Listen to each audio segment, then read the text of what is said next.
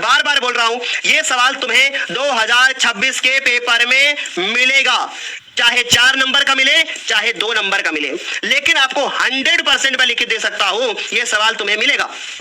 ठीक है, ये सवाल तुम्हें 100% 2026 के बोर्ड पेपर में देखने को मिलेगा, लिखित ले लो मेरे से। ठीक, अब मैं ये क्यों बता रहा हूं, क्योंकि ये सवाल है ही ऐसा बच्चों। चलो अब जरा मेरी बात को थोड़ा सा गौर से सुनना और गौर से देखना। ठीक, लिखा है कि √2 एक अपरिमेय संख्या है, हमें इसको प्रूफ करके दिखाना है। यहाँ √2 की जगह पे 3 हो सकता है, 5 हो सकता है, 7 हो सकता है, यहाँ पे 11 भी हो सकता है, लेकिन ज्यादातर चांस होते हैं 2, 3 और 5 के और 7 के, चारों के। ठीक है, तो सर अब देखो जरा ध्यान से, सिद्ध कीजिए कि √2 एक अपरिमेय संख्या। हम कैसे सिद्ध करेंगे, हम उल्टा मान लेंगे। हम लिखेंगे कि माना, बहुत ध्यान से सुनना, हम लिखेंगे कि माना √2 एक परिमेय संख्या है। अब सुनिएगा, ये सवाल बहुत इंपॉर्टेंट है। माना √2 एक परिमेय संख्या है, मैं उल्टा मान लूंगा, मैं मान लूंगा कि यह एक परिमेय संख्या है। और अब सुनिए, अगर कोई भी संख्या परिमेय संख्या होती है तो मैं उसको a/b रूप में लिख सकता हूं। बोलो क्या यहां तक सारे बच्चों को समझ में आ गया? अब एक बच्चा लगातार जो है बोलता चला जा रहा है, मेरा नाम ले लो, मेरा नाम ले लो, और घूर रहा है मुझे, है ना। मेरे प्यारे बच्चों, आपका नाम जिस दिन बोर्ड पेपर में तुम टॉप 10 रैंक में आ जाओगे, मैं तुम्हारा नाम भी ले लूंगा और तुम्हारा नाम इस बोर्ड पे लिख भी दूंगा। ठीक, सारी बात समझ में? अभी चुपचाप पढ़ाई करो। √2 बराबर a/b है, फिर क्या लिखेंगे, वरना नाम देने में हमें कोई दिक्कत नहीं है। सर जहां पर b क्या है, b not is equal to 0, ये नहीं लिखोगे नंबर कट जाएगा। दूसरी बात, a और b ये दोनों सहअभाज्य संख्या है, ये भी लिखना जरूरी है। ठीक, ये भी लिखना जरूरी है कि a व b कैसी संख्याएं हैं? सर ये दोनों सहअभाज्य संख्याएं हैं। ये दोनों कैसी संख्याएं हैं? ये दोनों सहअभाज्य संख्याएं हैं। ठीक, ये बात भी हमको लिखनी पड़ेगी। सर सहअभाज्य है, इसका मतलब क्या है? सहअभाज्य है, इसका मतलब क्या है? इसका मतलब है कि ये दोनों संख्या जो आप देख रहे हो, इनका उभयनिष्ठ जो गुणनखंड होता है वो 1 होता है, यानी इनका मासा 1 होगा। कोई ऐसी दुनिया की संख्या नहीं है जो इन दोनों को डिवाइड कर दे। ठीक, तो सर हम समझ गए। अब हम इसको यहां लेकर के आते हैं। तो सर अगर यहां लाएंगे तो आ जाएगा √2 और फिर b हो जाएगा और बराबर में a हो जाएगा। ठीक, अब इसके बाद मैं दोनों पक्षों का वर्ग कर दूंगा। सुनते रहिएगा, क्या कर दूंगा? दोनों पक्षों का वर्ग। सर ऐसा क्यों कर रहे हो आप? ताकि ये अंडर रूट हट जाए, ये रूट हट जाए दोनों पक्षों का वर्ग करने पर, ये वर्गमूल का चिन्ह ताकि हट जाए। सुनिए, अब हमने वर्ग कर दिया तो सर यहां पर आ जाएगा √2b, इसका स्क्वायर हो जाएगा।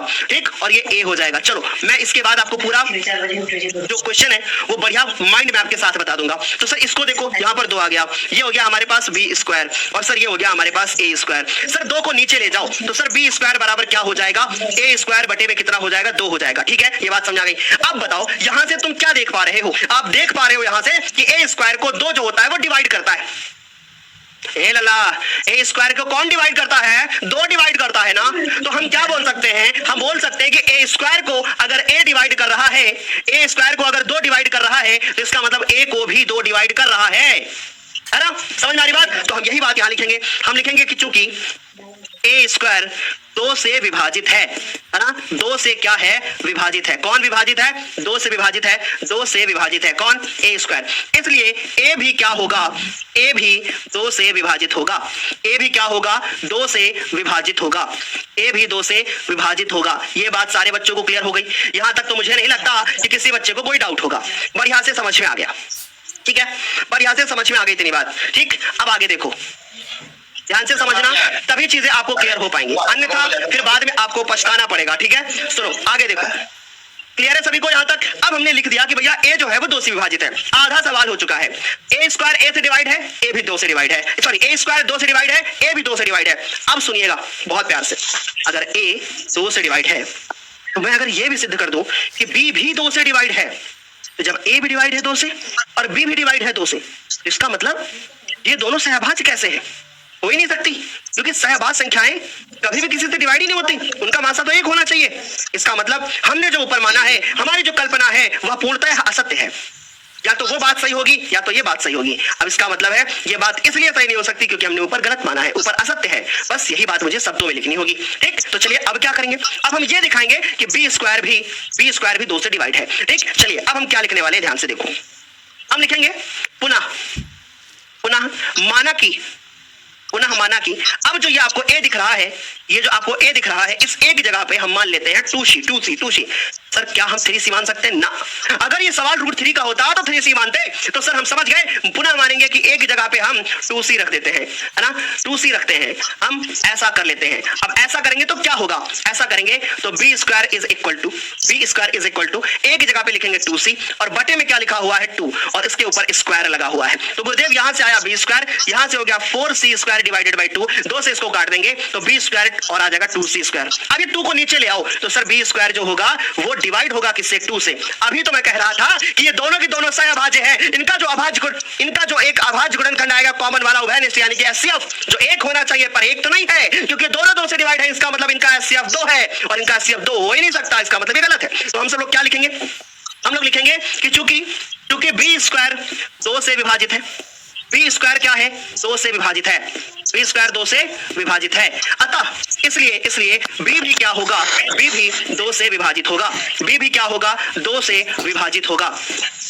b भी 2 से विभाजित होगा, है ना। अगर b स्क्वायर 2 से विभाजित है, b स्क्वायर 2 से विभाजित है तो b भी 2 से विभाजित होगा, है ना। अब बताओ ये तो सर असत्य हो गया, क्योंकि एक ही बात सही हो सकती है। तो हम लोग क्या लिखेंगे, यहाँ विरोधाभास उत्पन्न हो रहा है, ठीक, यहाँ क्या उत्पन्न हो रहा है, विरोध, कि भैया ये दोनों 2 से डिवाइड भी है और ये कह रहा है सहअभाज्य भी है, यानी विरोध हो रहा है कि नहीं बताओ। तो हम लोग लिखेंगे कि यहाँ विरोधाभास उत्पन्न हो रहा है, यहाँ विरोधाभास उत्पन्न हो रहा है, यहाँ विरोधाभास उत्पन्न हो रहा है, यहाँ विरोधाभास उत्पन्न हो रहा है ना। हम कह सकते हैं कि हमने जो माना है, हम कह सकते हैं कि हमारी कल्पना असत्य है। हम कह सकते हैं कि हमारी जो कल्पना है, हमारी कल्पना क्या है, असत्य है, हमारी कल्पना असत्य है ना। हम कह सकते हैं कि हमारी कल्पना असत्य है ना, ऐसा हमारी कल्पना असत्य है। और √2 एक क्या है, √2 एक अपरिमेय संख्या है, √2 एक अपरिमेय संख्या है। बोलो क्या ये बात सारे बच्चों को समझ में आ गई? एक बार फटाफट से बता दो फिर मैं आगे चल जाऊं, जल्दी से बता दो, क्या यहां तक सारे बच्चों को कहा अच्छे से क्लियर हो गया? यहां तक सारे बच्चों को समझ में आ गया?